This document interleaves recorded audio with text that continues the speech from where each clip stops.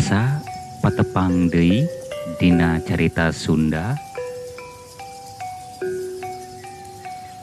midangkeun carita wadul pikeun ngahibur ka pamiarsa anu nuju uleng jentul. Sing pamugi carita Sunda ieu tiasa ngahibur oge ngabebrah kana mana.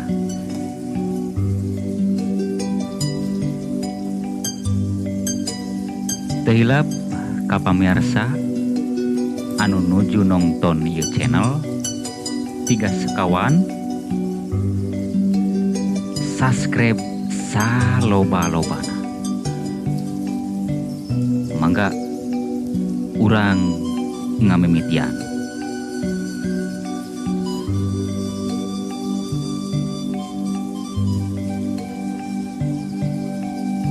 Carita Sunda dina judul Hayang Sugih Miara Tuyul garapan Mang Egi Pajri.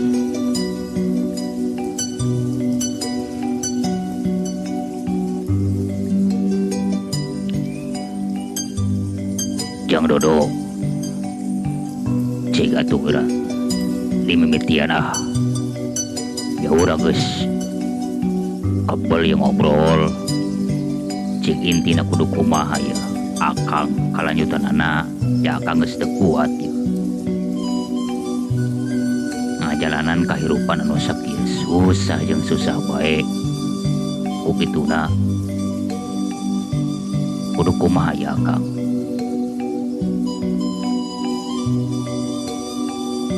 Takinya ya Kang Mukri kukuring kayak dituduhkeun kukuring dipejakeun tempatna tapi sing hati-hati jeung sing iatna Kang sabab eta tempat kawirang heureut jeung akang kudu bisa patuh kana aturan-aturanana. Ya pokona mah naon bae ku akang pasti dijalankeun. Cik. Tapi ya Kang kahiji engke akang jadi tupanggi jeung hiji kuncen ya anu baris ngajejeukeun akang. Kaduana di ditu akang untuk ngomong sacuang-cuang naon anu dicaram ku Mbah Kuncen ku akang kudu dipatuhi. Terus engke akang di ditu dibere mahar Kang, maksudna teh dibere duit. Tah geus kitu engke akang dibawa ka tempat pamujaan ku manehna. Ngeun syarat-syaratna akang kudu bisa nyumponan. Tah naon syaratna Jang Dodo cicik geura bijakeun ka akang yeuh. Akang geus hayang geura yeuh. Kahiji pamajikan akang kudu daek miara eta tuyul nu bener-bener.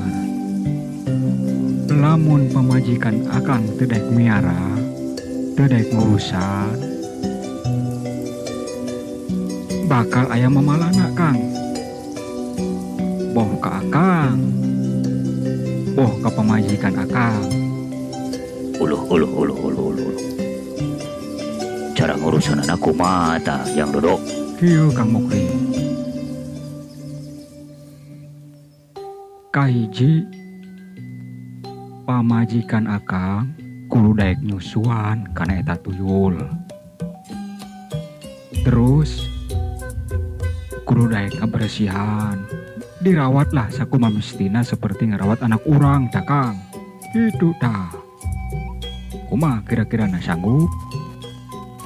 Wah, kira ku amat pamajikan akang teu sanggup.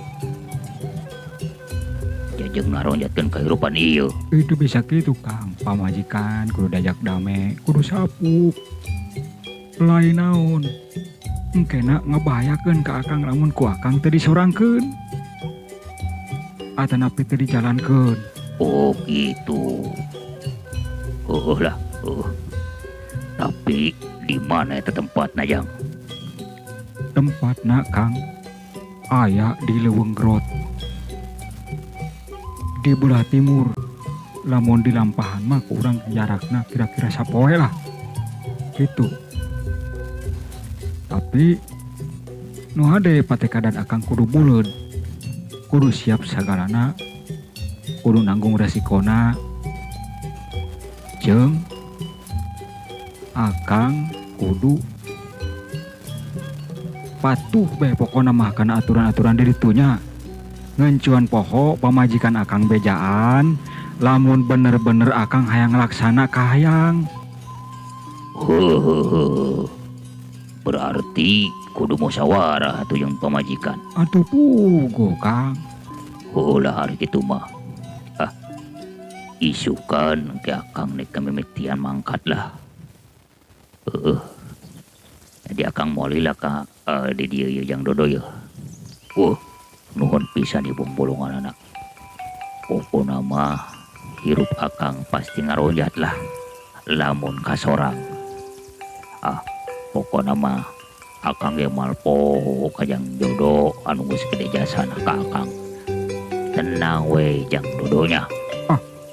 Keug we mah Kang. Sim kuring mah moal ngarepen imbalan moal naon. Ngeun hampura we. Lain berarti sim kuring ngajurmuskeun ka akang. Dabongan akang tama. Lah geus tenang bae mah.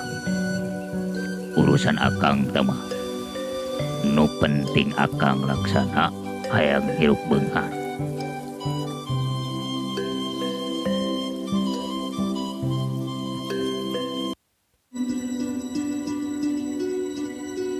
Tah akang rek pamitan bae ye. Hatur nuhun Jang Dodo nya. Ngeun akang teu bisa merena naon ye. Nu penting akang doakeun supaya lungsur langsar. Tujuan akang laksana sangkan akang jadi beunghar. Oh, nya tuh. Ku sim kuring didoakeun akang. Sing aya dina kalancaran. Ngeun kade Kang. Aya hiji deui nu kuring can ngabejakeun ka akang. Naon tah kumaha. Aya hanjakalna akang. Engke akang lamun geus kasorang sugih, kasorang beunghar, tapi akang teu bisa berbagi. Teu bisa berbagi jeung tatangga, teu bisa berbagi jeung dulur. Kumaha tah Kang? Intina mah pelit beh. Oh gitu. Sabab kieu Kang, lamun akang coba-coba ngabagikeun eta pamere ti sakadang tuyul, pasti kan akang bakal baringsang. Oh gitu. Tuh naon lah. Nu penting akang beunghar. Nu penting akang si raja kaya. Itu tah. Geus nama Jang Dodo atur nuhunnya akang nek pamitan bae. Nya atuh Kang. Didoakeun ku kuringnya. Hampura Kang nya. Nya atuh. Pamitan yeuh akang Jang Dodo. Mangga Kang, mangga.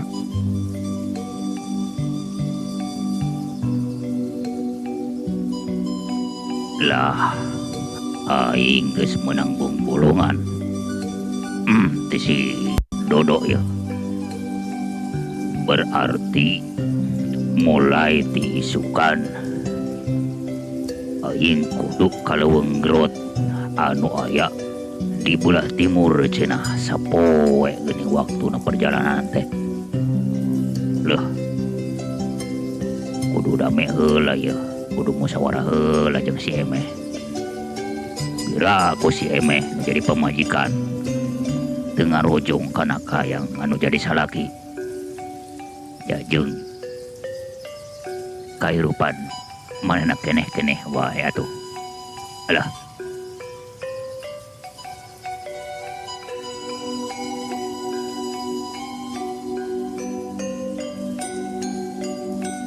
Emeh, Di mana bae Akang? Sapoe teu embol-embol. Udah reus teuing ari geus ulin. Mopohokeun kanu di imah. Mopohokeun keluarga. Mopohokeun anak pamajikan. Ulah kitu ieu. Ari ulin Akang masuk kamalinaan. ih, Akang teh lain saulin-ulina Emeh. Akang teh geus ider-ideran nyar impo lah, nyar pimilikeun. Ngeun alhamdulillah ye, sanajan bae can kakeupel, tapi pijalanan mah geus aya, pijalanan usaha. Sabab Akang mulai diisukan nek ngamimitian usaha lah. Hayang Akang ge nyenangkeun pamajikan, nyenangkeun anak. Tah, geus Emeh ulah mamarahan bae yeuh. Kanu jadi salaki. Hampura atuh Akang Emeh. Nya atuh dasarna ge kudu boga kahayang. Ulah mondot tonjeng monoton bahirup teh. Ih, lain kitu Emeh. Akang berencan kapareng tah. Nu penting nama isukan doakeun Akang nek ngamimitian usaha. Ngeun pasti rada ngampleng. Teuing saminggu, teuing 10 poe. Nu penting nama Akang balik ka imah mawa hasil. Ke sageusna Akang balik ti ditu, naon anu bahan dijalankeun ku Akang pikeun usaha. Emeh gerudek ngarojongnya. Heug atuh. Ku Emeh didoakeun, dasarna ge kudu kitu Akang. Kudu aya kadae. Geus ulah sok mamarahan bae kanu jadi salaki. Hampura memang Akang can bisa nyenangkeun. Keun kahareupna mah urang. Sabar bae heula nya Emehnya. Alah.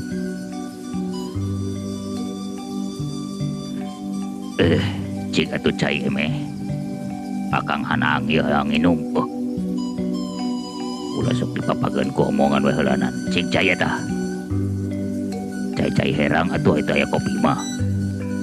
Hanang ieu geus lalampah jauh. Aduh.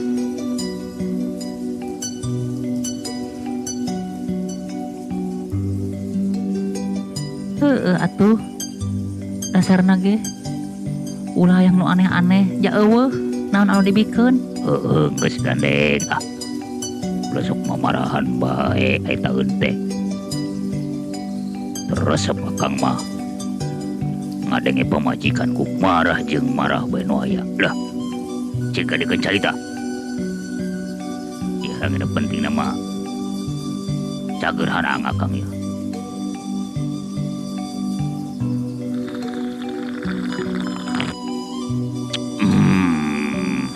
Asaku seger Emeh. Karak disuguhan cai bagi kuno jadi pamajikan. Komo mun lamun jeung deungeunanya deuh. Geuleuh hitung-hitung ngabubungah maneh we ieu mah Emeh urang.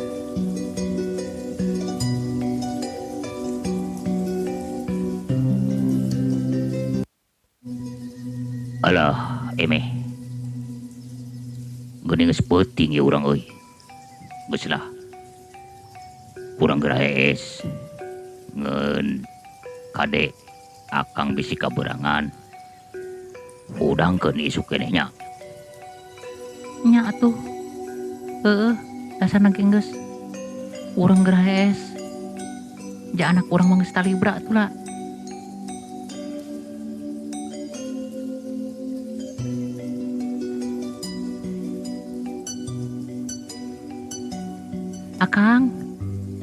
Akang, gerah udang ieu.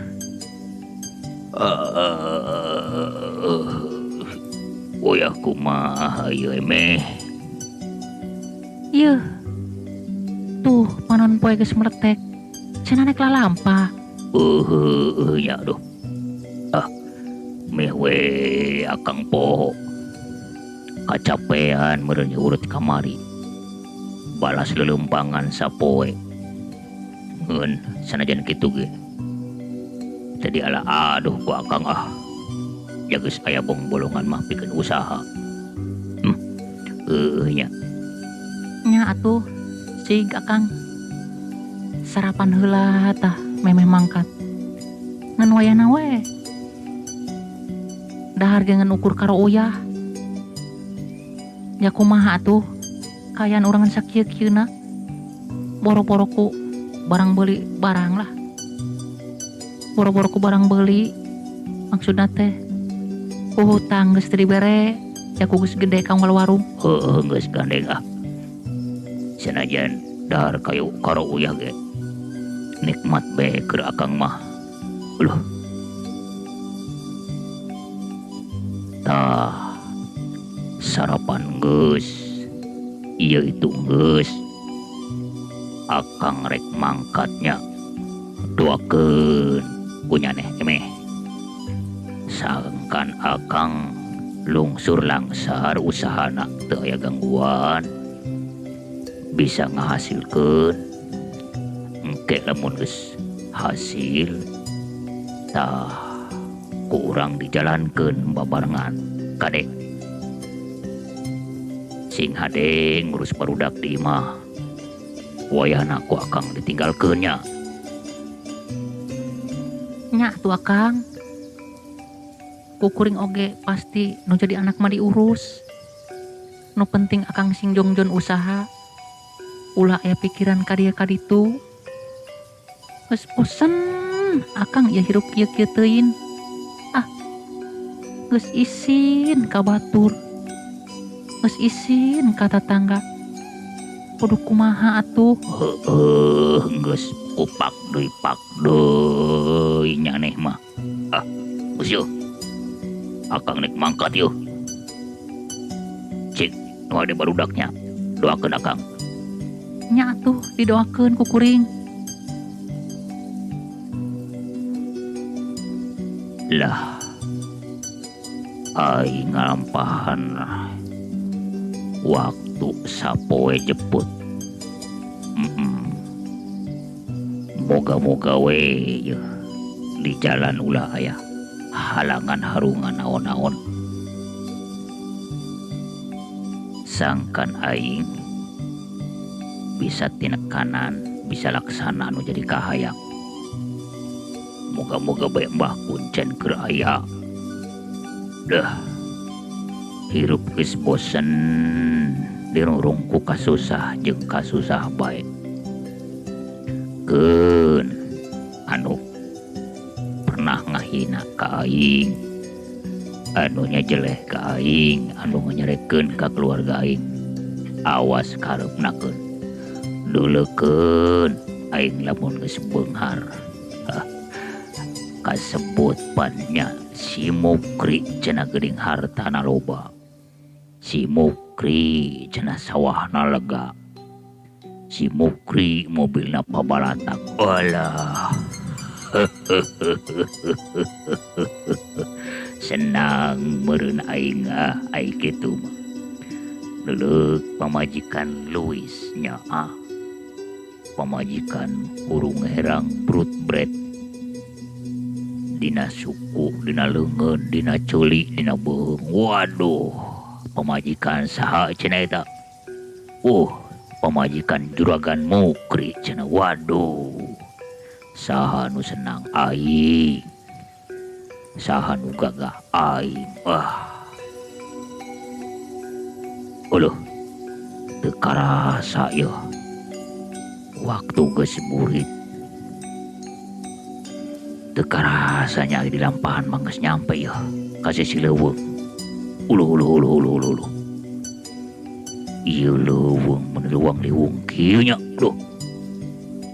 Moal aya maung kitu nepi orai. Alah. Bet asa-asa ini ka jero leuweung nage. Alah. Tapi lamun aing mandeg mayong cilaka. Kayang aing moal ka sorang. Alah. Berakuting Permisi pangosi leuweung anu gede anu leutik. Yeuh kuring Mukri, ka dieu lain nek niat jahat, ka dieu lain nek ngaroga hala, ka dieu rek usaha, rek nyar milik. Ngeureueuh we lah. Kek. Belah mana ieu tempat kuncen? Loh, itu belah katuhu aya batang caringin. Cik yang disamperkeun ku kuring. Siga nama belah dieu yeuh. Nya jadi itu aya saung leutik tuh. Sigana ieu yeuh. Aya imah leutik tapi luhur yeuh. Iyo, siga nama iyo. Cik, sugan aya we ya bah kuncen ya. Punten. Mangga. Saha di luar cenah? Sim kuring bah. Badena tamu. Cik gerak ka jero yang. Ya pantona ge. Tadi tulakan teu naon, sik gerak ka dieu. Uluh. Ieu meureun Mbah Kuncen ieu. Mau dijabrik rambewas perjenggeus barodas euy. Buukna bodas, komisna bodas, janggotna bodas. Tapi kawilang cangker kene. Nah, jang. Bet hulang-hulang wae. Geus. Cik. Gerak tiup kanya jang aya naon ieu? Sumuhun Mbah. Punten ya. Sim kuring geus ngarerepot. Da biasa sim kuring teh ka dieu aya tujuan anu pasti. Aya kahayang anu geus nyereng dina hate ieu Mbah. Oi, cik hayang naon anjeun teh? Cik helanan. Bisi capek sok kereta. Cai herang bae mah aya ieu. Cik gerak. Ringkes carita we jang. Arek naon ieu ujang ka dieu? Aya tujuan naon? Aya perlu naon? Sok karaget abah mah ieu. Kata tamuan kuno ti jauh. Aya naon ujang? Iya punten Mbah. Sim kuring teh aya kahayang anu geus sakirana teu laksana nepi ka kiwari. Oh nya ke. Ari ujang teh saha ngaran hampura ieu? Poho ku abah. Teu ditanya saha ngaran jeung nu ti mana? Mohon. Sim kuring anu katelah mukri urang Cilembu. Uluh. Kening jauh jang mukri. Cik. Aya naon coba.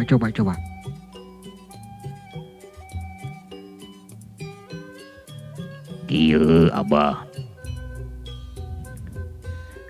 Jauh-jauh di jugjug anggang di teang teh. Sim kuring teh memang aya tujuan. Ya anu sangkut pautna jeung kahirupan kitu Mbah. Ya maklum sim kuring teh jelema susah, jelema sangsara. Alah, aduh Abah mah aya teu boga naon-naon. Boro-boro jeung batur. Ja Abah ge sakieu kayaanana. Ih, lain kitu maksud kuring teh Abah. Kadieu teh kuring rek minta tulung, rek mumuntang ka Abah, terutama nama sim kuring hayang ngarobah hirup Bah. Hirup teh susah jeung susah we nu aya. Kudu kumaha ieu kuring. Oh gitu. Terus kumaha? Ieu kuring ka dieu aya anu nuduhkeun, aya anu mere jalan. Lamun cenah mun hayang hirup robah, datangan bae cenah Mbah Kuncen anu aya di leuweung gerot. Tah disusul ku sim kuring nyampe ka dieu. Oh gitu. Ya. Yeuh, anak king. Dasarna ge lamun urang boga kahayang kudu bulet patekadan. Ngeun dina sagala hal ge ulah sok satengah hate. Kudu panceg urang. Gitu, ngeun hampura. Ya Abah mah teu bisa naon-naon. Ieu Abah,